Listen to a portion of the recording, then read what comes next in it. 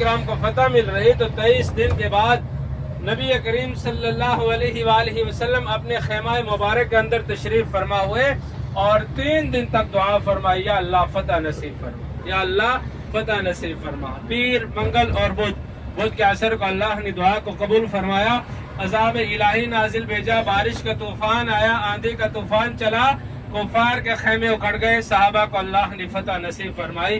اس وجہ سے اسے میدان فتح بھی کہا جاتا ہے۔ غزوہ خندق کے 4 نام ہیں۔ خندق کہتے ہیں نہر کھودنے کو۔ یہاں پہ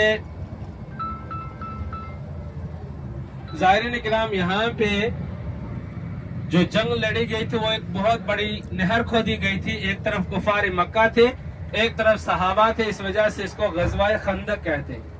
اسی کا نام ہے غزوہ احزاب۔ احزاب جتھوں کو کہا جاتا ہے۔ کفار مکہ یہاں جتھوں کی شکل میں آئے، کوئی 40 لوگوں کا جتھا، کوئی 50 لوگوں کا، تو اللہ رب العزت نے پورے واقعے کو قرآن پاک میں بیان فرمایا اور سورۃ الاحزاب نازل فرمائی۔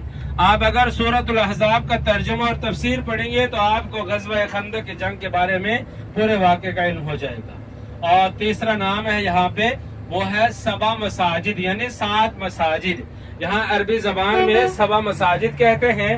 جنگ کے دوران صحابہ اکرام اور نبی کریم صلی اللہ علیہ وسلم کے چھوٹے چھوٹے 7 خیمے بنے ہوئے تھے، 7 مورچے بنے ہوئے تھے۔ ان 7 خیموں کی جگہوں پہ عمر ابن عبدالعزیز رحمہ اللہ کے دور خلافت میں چھوٹی چھوٹی 7 مساجد بنا دی گئی ہیں۔ اس وجہ سے عربی زبان میں اسے 7 مساجد کہا جاتا ہے۔ اور چوتھا نام ہے میدان فتح۔ میدان فتح اس وجہ سے کہتے ہیں کہ جب یہ 23 دن تک جنگ جاری رہی، نہ کفار مکہ جنگ جیت رہے، نہ صحابہ اکرام کو فتح مل رہی، تو 23 دن کے بعد نبی کریم صلی اللہ علیہ وآلہ وسلم اپنے خیمہ مبارک کے اندر تشریف فرما ہوئے، 3 دن تک دعا فرمائی، یا اللہ فتح نصیب فرما، یا اللہ فتح نصیب فرما۔ تیسرے دن عصر کے وقت اللہ نے دعا کو قبول فرمایا، عذاب الہی نازل بھیجا، بارش کا طوفان آیا، آندھی کا طوفان چلا اور کفار کے خیمے اکھڑ گئے۔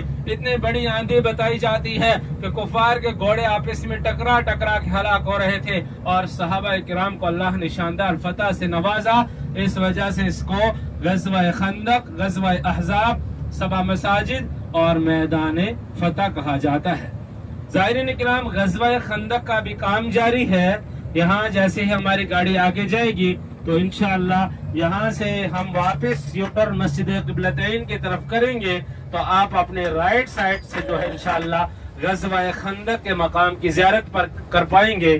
جب یہ جنگ ختم ہو گئی اس کے بعد کبھی بھی نبی کریم صلی اللہ علیہ وسلم یا صحابہ اکرام میں سے یہاں کوئی زیارت کی نیت سے تشریف نہیں لایا ہے، کیونکہ یہ جو جگہ ہے یہ مسجد نبوی صلی اللہ علیہ وسلم کے اطراف میں ہے، 3 سے 4 کلومیٹر کی دوری پہ واقع ہے۔ اور یہاں پہ ایک پہاڑ بھی آپ کو نظر آئے گا جس کا نام ہے جبل